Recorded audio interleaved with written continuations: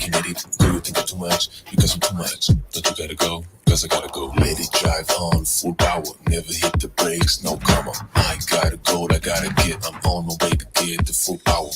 I'm at the game, first place, MVP. I say GG. And even if you still don't get it, just wait. I'm about to go live. Ooh. Now, if you are looking for a sign or an answer, then I have one for you. SOS. And that is not save our soul. All right. Today we are doing a recap from yesterday where we talked about desensitizing our taste and how that happens. We are also going to do a bit of a buyer beware session. What's in the label? SOS. And I've got a few sample products, some condiments and snacks that we are going to look at.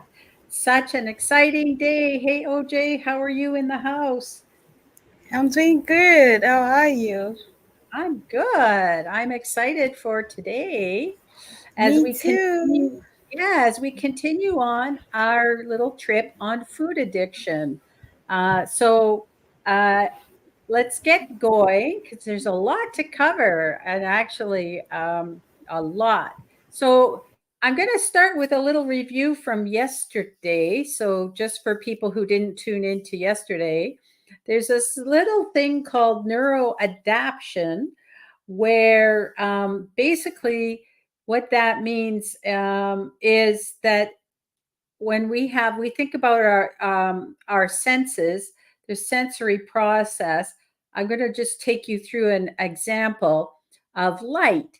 So if you are in a room and the light is, you see the light, it looks pretty normal, and then you go into a dark room, it's dark, you can't see as well, you go back into that same room that had light or turn on the light, it seems bright until your system, your eyes and your brain normalize it for you. And then if you go out into the sun, that sun is bright. So then again, it's brighter than where you were inside. And then when you go back inside, the light will be really real dark, and you have to take some time to normalize it. And so this is the same thing that happens with food. And everything is, it's relative changes. So when it's bright or it's dark is relative to where you are. You can't say definitively, it's all relative. And our sense of taste is subject to neuroadaptation.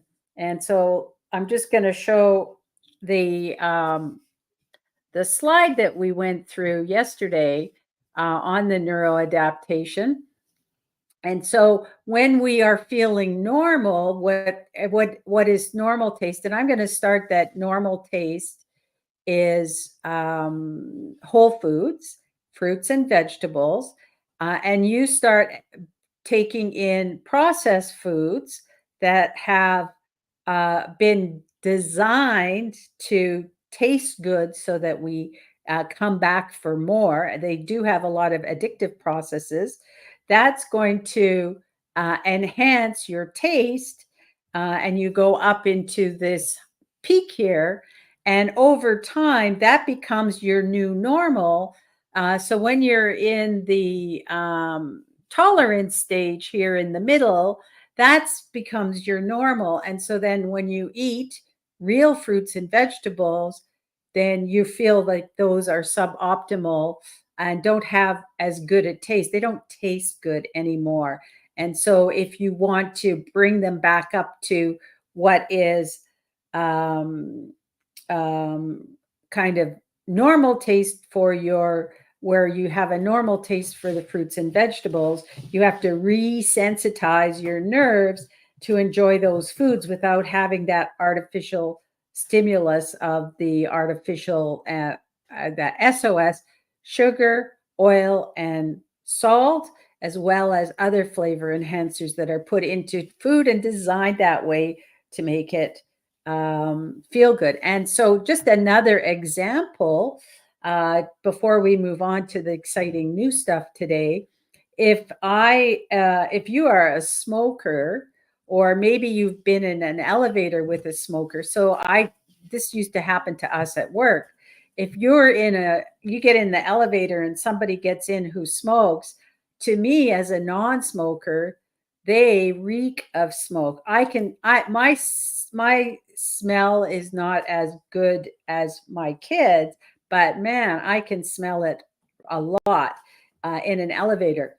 But the person who smokes, they've been desensitized to it because they're around it all the time, and they won't be able to smell that, which is a very obvious odor to the rest of us. And so this is kind of what's happening to our taste. And so then to resensitize isn't always easy because, man, you really want all those good foods. And so I wanted to take us today into a little more about what these foods are and what's happening in the sugar, oil, salt, and refined and other additives that are, like I said, designed to enhance our taste. And in some cases, they're actually also designed to increase our appetite, so we become addicted to them. All right, so are you ready? We're going to get going with the new stuff. All right, sugar by any other name. So here are some things. If you read a label, you go into the labels on the processed foods, here's some other names that you might find. Sugar might not they might not say sugar, they might, but it could be called high fructose corn syrup, dextrose, maltose, sucrose, which actually means it's table sugar that's been derived from sugar cane or sugar beets, fructose, and corn syrup. So all of these are other names that could be, you might not see sugar in the label, but you might see one of these names. And so there's also hidden sugar within ingredients. So if the ingredient ends with OSE, like dextrose, maltose, fructose, that's a sign that it's actually sugar. There could be hidden sugars in fruit concentrates, juice concentrates, molasses, and it could just say natural sweeteners. It might not say anything else. It might just say natural sweeteners. And I want to give a call out for artificial sweeteners. They're put in to reduce the calories, but you really have to, so that it can be sugar free. But those are things like aspartame, saccharin, which I don't know that we do anymore, sucralose, and just be careful because these things can have health consequences as well. Now, when I was much younger, I was addicted to uh, Coca-Cola, like the soft drink. I used to drink it a lot. And unfortunately, my kids, your kids pick up what you do, right? And so my kids wanted to drink it because I was drinking it, and I drank a lot. And so then I decided to go to the calorie-free, the sugar-free, and of course it had aspartame in it, and I started to get headaches, and I didn't even realize it. And so at some point, my mom said, you should get off of the Coke, the Coca-Cola. And so when I stopped uh, drinking the sugar-free version that had the aspartame in it, I saw a big change in the amount of headaches that I was getting at the time. So for me, I know that those artificial sweeteners may cause me headaches. And I've heard that aspartame is known for that. So just be careful. If you think that you're going sugar free, buy these artificial sweeteners, they do have their own set of issues that you might have with those. They're not giving you a free pass. And so other natural sweeteners could be agave, honey, maple syrup, coconut sugar. There's a bunch of different ones. And they may not even say it. They may just say natural sweeteners on it. So those are some things with sugar. So sodium doesn't always say sodium. It might say salt. And sodium, when we do salt, what we know is salt. So if you are a purist, and one of my coaches is a purist, salt is, if you look at all of the chemicals and in chemistry and all of the elements on the periodic table, there are a bunch of elements that are salts. And so sodium is just one of the salts that are on the periodic table if you're a purist in the chemistry and element form.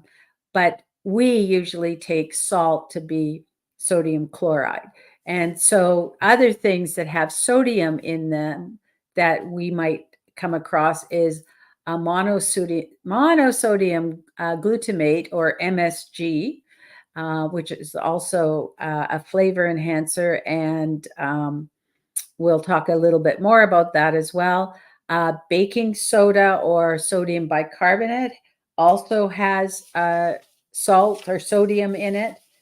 And disodium phosphate also you might see, and that is alerting you to the fact that it has sodium in it.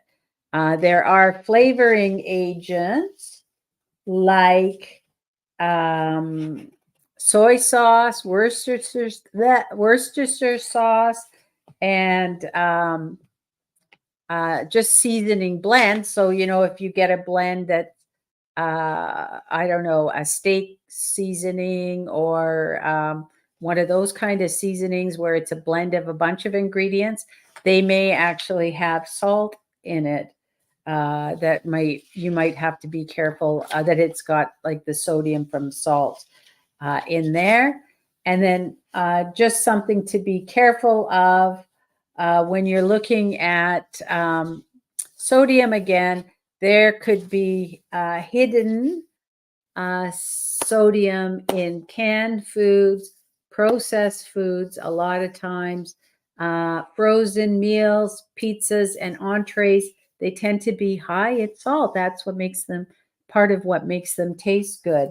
And I know that I actually, back in the day, I liked quite a bit of salt in my soups. I don't know why, but I would never salt anything. I would just go with the way that it was cooked, except for soups.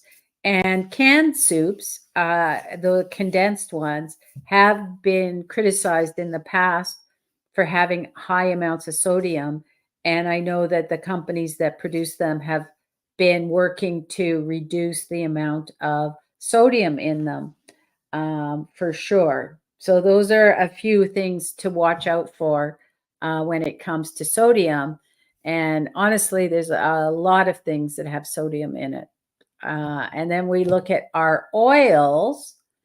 So here's how it might not just say oil on it, or whatever. It could be hydrogenated oils, emulsifiers, coatings, and processing oils. Here's some culinary terms to watch out for. Oh, the term buttery. If the label says buttery, that means it's probably got a lot of oil. Creamy as well. Usually the creamy comes from oil. Rich is another kind of word that is used when there's high in oil. And it could be very ambiguous terms when it comes to oil. Vegetable oil, that can actually refer to a blend of oils. That might be soybean oil, canola, sunflower, corn, palm oil. It's generic and it doesn't actually specify which oil is being used. The same thing, plant-based oil might come up. And so it's not specified. Be careful when it says healthy oil. So it might say it's heart healthy, or it's good fats, or cholesterol free. And that kind of gives the implication that it's healthy and has health benefits. But that doesn't necessarily mean it does. And may not give you the information on the quality of those oils.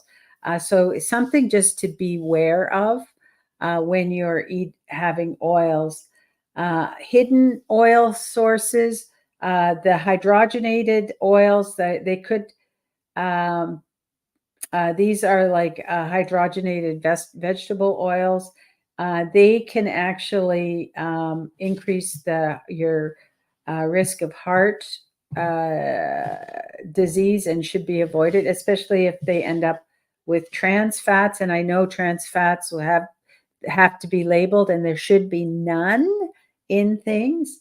And then emulsifiers, some of the emulsifiers could be mono and diglycerides, lecithin, polysorbate also is another emulsifier.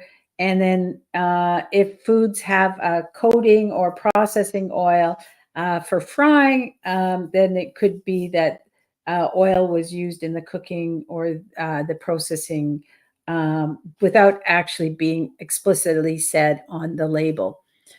So again, something we should all be kind of watching and have a very discerning eye for. And I know it's hard.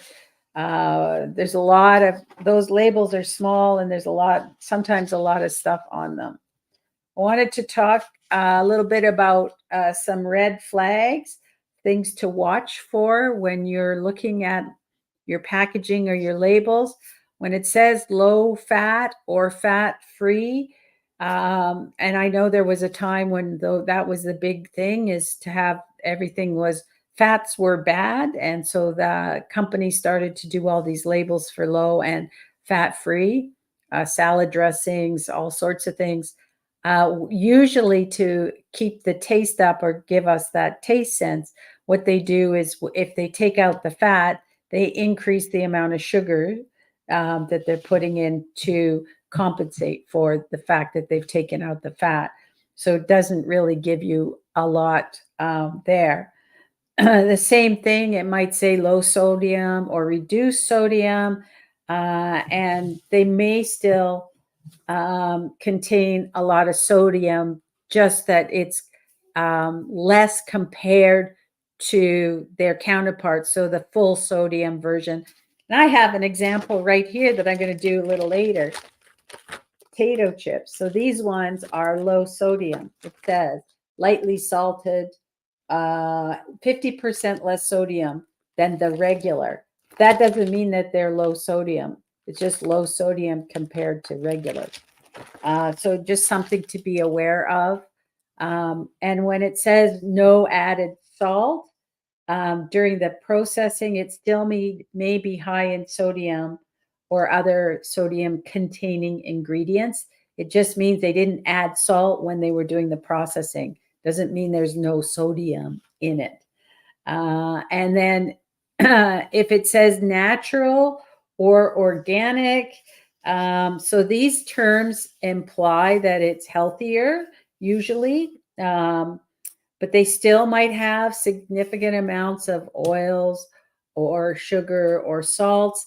And I know I'm going to just give the example. In my grocery store, there are 2 aisles that are dedicated to organic only ingredients, and one whole aisle, one whole half of the aisle, it's a big aisle, is all chips and other snack foods like that.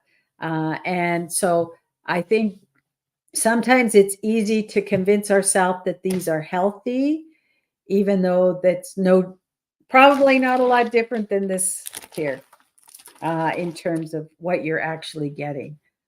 So also it might be made with whole grains, And again, that may still have added sugars and oils and everything. So just because it's made with whole grains, again, it gives that impression that it's healthy.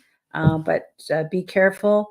Watch when you, if you are looking at labels, watch the serving size, because it could be smaller serving size or it could be multiple serving size, and so that will distort what the sodium levels are, and it, or any of those levels, and it actually could make them look like there's nothing in there. But if you give the kind of a proper size serving, you'll see it there. And then also the same thing with calories. You just have to be careful. Um, when it says calorie reduced or whatever, it doesn't necessarily mean it's healthier for you.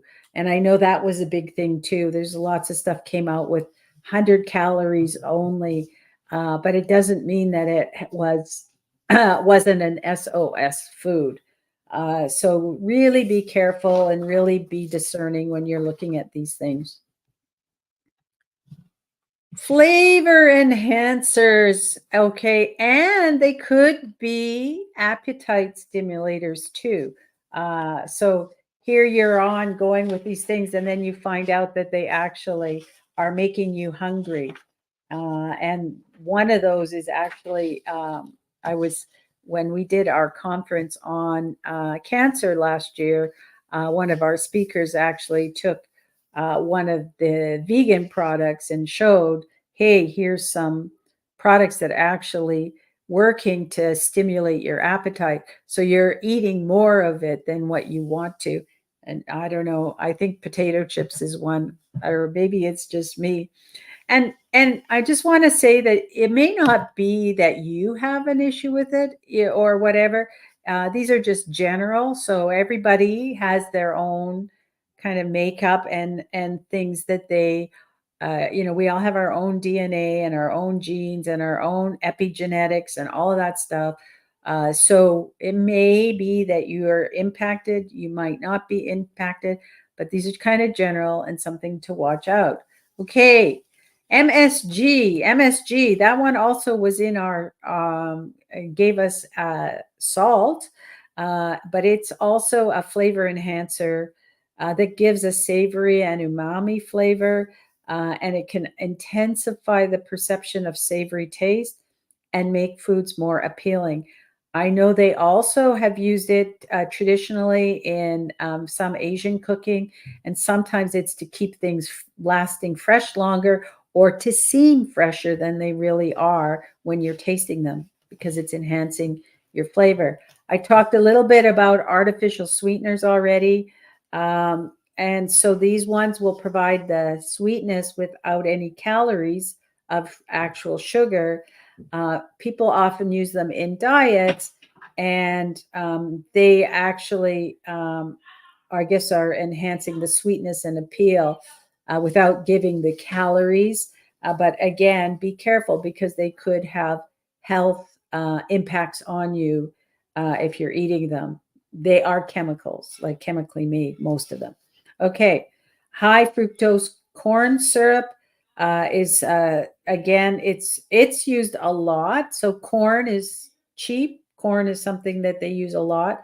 And it's basically the corn syrup becomes a byproduct in the processing, and so it's an easy one and a cheap one to make foods cheaper, and it's used extensively in processed foods and beverages as well. So you'll see it there. Artificial flavorings. So these ones are meant to mimic the real flavor. I know there's some foods that are very expensive now, and there's a lot of artificial flavorings, like vanilla is one where they use a lot of artificial flavorings. Honey, actually, as well. A lot of the honey that you get in the stores, the processed ones, actually don't have a lot of honey in them. So you have to be careful with these artificial flavorings, again, to make food more appealing. And there could be color additives to make the food more appealing and enjoyable.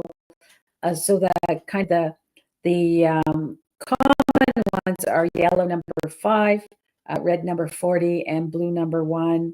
And they are used throughout the food and beverage industry. Some more preservatives. So these are chemical preservatives that help to keep things from spoiling, to have a longer shelf life. That would be sodium benzoate, potassium sorbate, and BHA, which is butylated hydroxylol. And they say if you can't pronounce it, you probably shouldn't be eating it. So that's probably BHA is one of those. So these are added to foods as well. There's flavor enhancers like disodium inosinate and disodium guanylate. Again, stuff that's hard to pronounce. And these ones also boost the flavor of foods.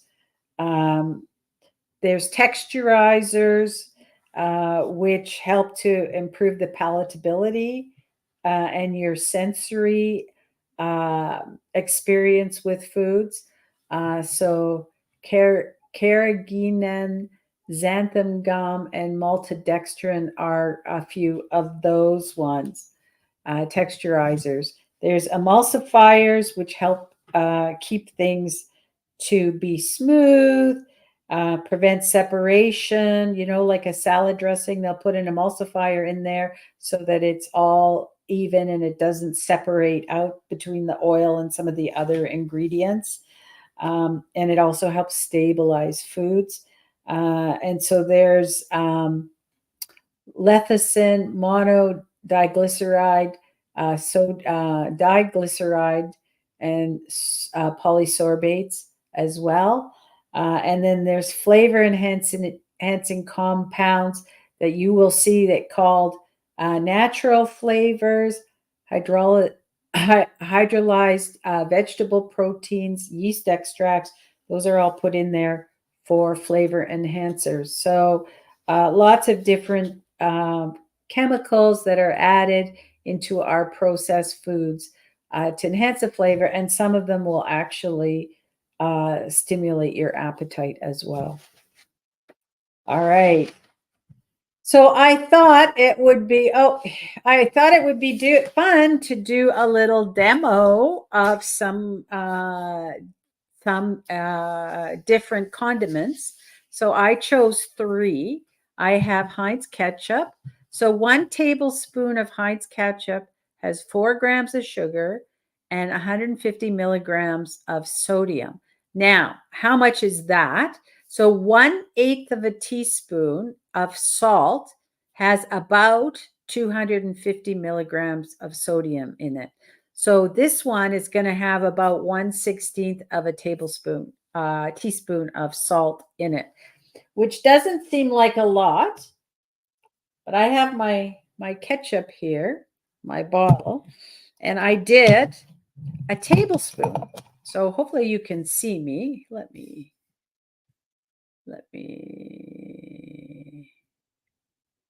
see. All right. So this little thing here is a tablespoon. It's not very much. That's a tablespoon of ketchup. All right. And this is 4 grams of sugar. So it's like a teaspoon. Oops. So here it is here. That's like a teaspoon of sugar in this tablespoon. So when you put them side by side, to me that seems like a lot of sugar. And I actually really like ketchup, but I'm on a ketchup-free zone right now because of all the sugar it has in it. So that's that. And then I also looked at All right. We get the slides back. Thanks, OJ. Let's go back here.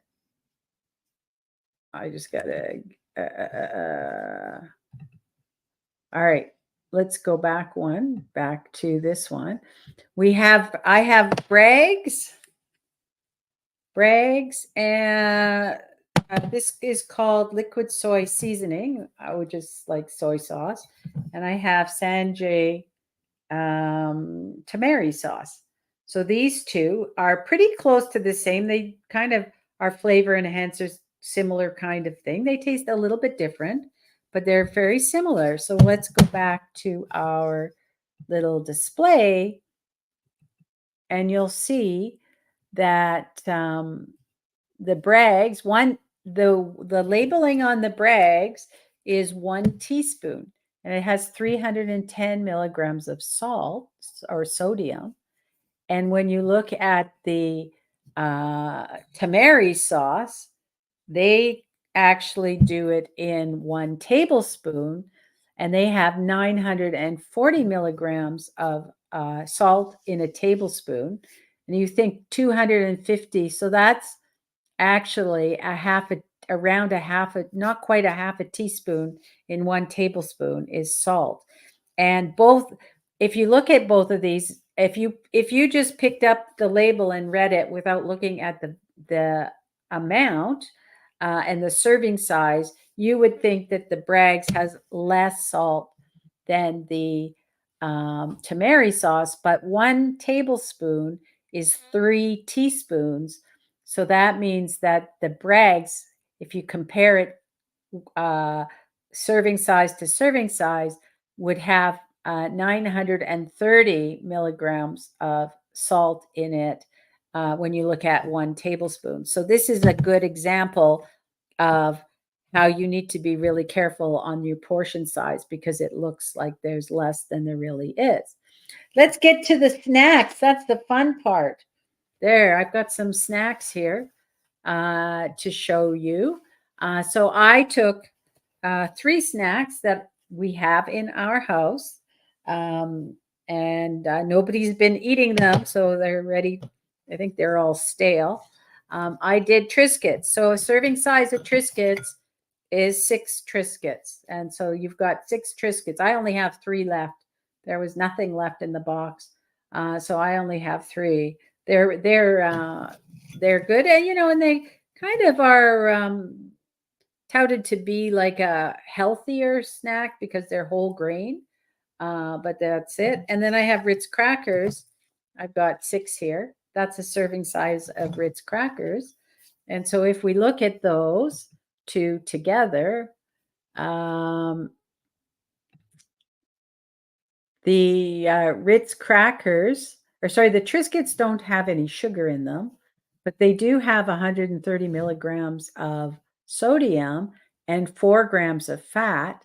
And the Ritz crackers, they actually have 2 grams of sugar, 160 grams of sodium, and 5 grams of fat. Now, when I hold the Ritz crackers, they actually leave a little bit of oil residue on my fingers, and so I know that they have oil in them because of that.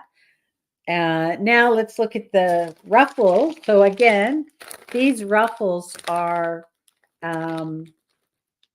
a sodium reduced. So they say they're 50% less sodium than regular Ruffles. So that's why they're sodium reduced, and they're called lightly salted.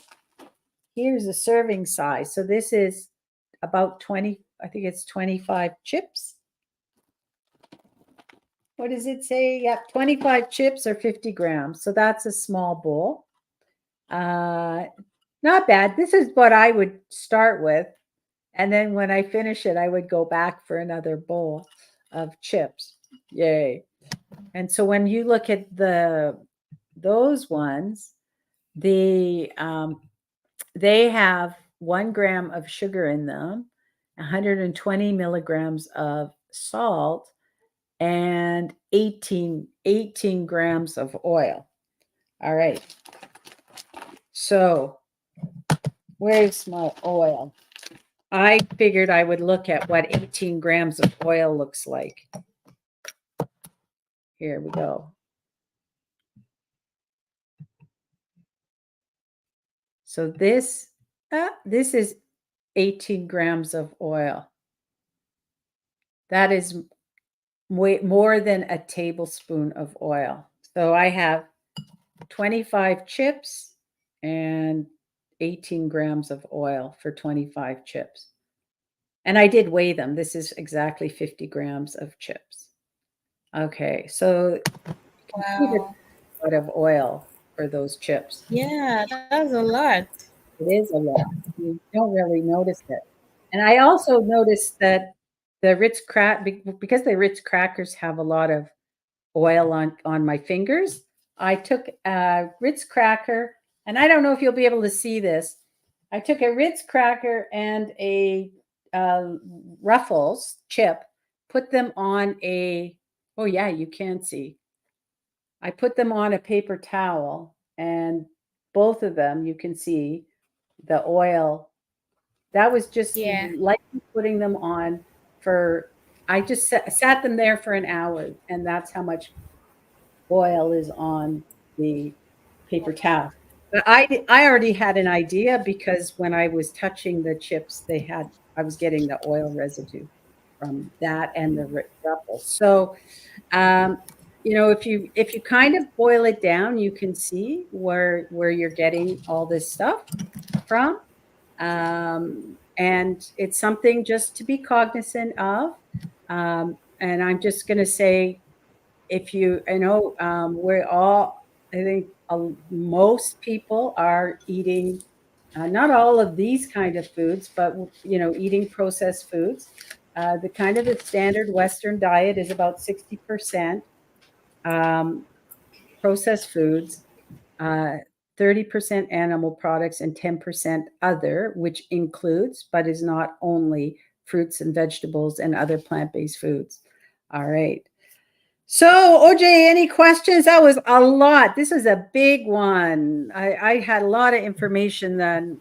It's even wanted to cover more, but I knew there was a lot just packed in with all this stuff on what's in these processed foods. Any questions? Yes, I have a question. So my question is, which is the healthiest form of oil we can use in our cooking? So I know you Oh, mentioned a lot about some oils that are not good.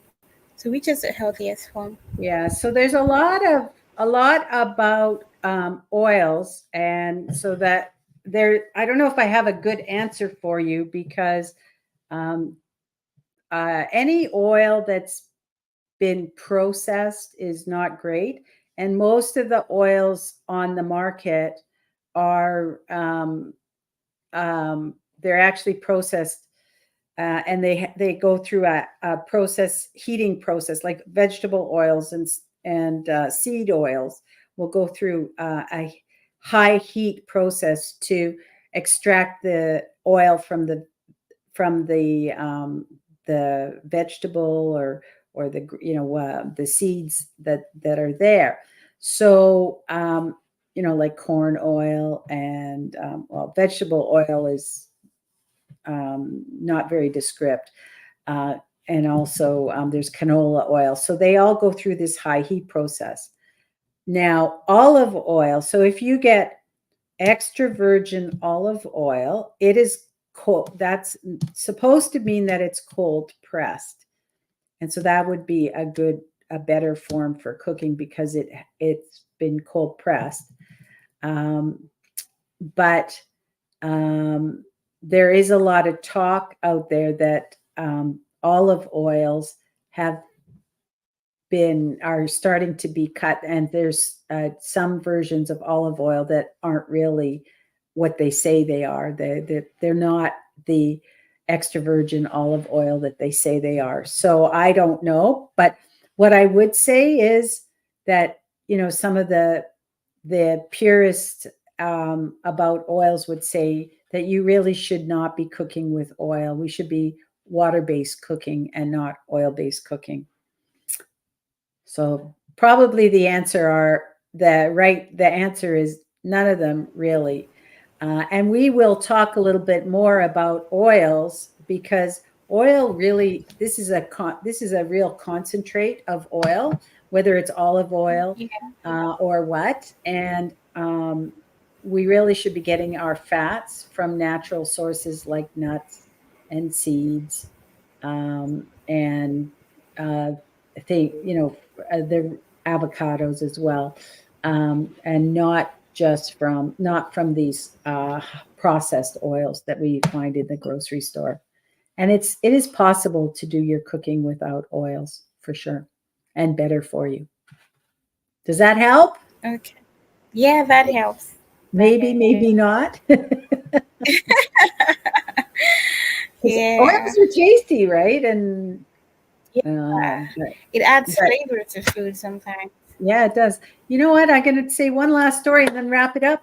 I went to a restaurant in Los Yes. Angeles that I absolutely loved. They had this amazing lasagna, and um, I it was around my birthday. It was a few years ago now, and they have a cookbook. So I decided for my birthday I would buy myself the cookbook, and I when I make when you the like the sauce for the lasagna, it's very good. Was like a tomato based sauce, and part of it, like they add in a lot of oil into the taste. So even restaurants can add a lot of oil in, and yeah, it does make things taste better. But also, you have to be careful because they are very condensed calories for our system. You're just basically inhaling in the fats and pure fat, right? And we will talk more about this because that's also on the agenda to get to that at some point. So, in a future episode, we'll talk more about oils. All right. So that was a lot. We talked about doing a little recap about how our tastes have been desensitized from all of the sugar, oil, fat, sugar, oil, and salt, and all these flavor enhancers. And we also looked at some examples of things that some of the products and what they actually have in them. Tomorrow, we're going to continue on with food addiction and actually talk about what is food addiction. How do you know that you actually are addicted to food? Because you may or may not realize that you have a food addiction. And so we will see you tomorrow at 2 p.m. Eastern Daylight Time, same place, same channel. And if you like what you're seeing, please follow us. We'd love to have you follow us, and we will see you tomorrow. Bye for now. Bye.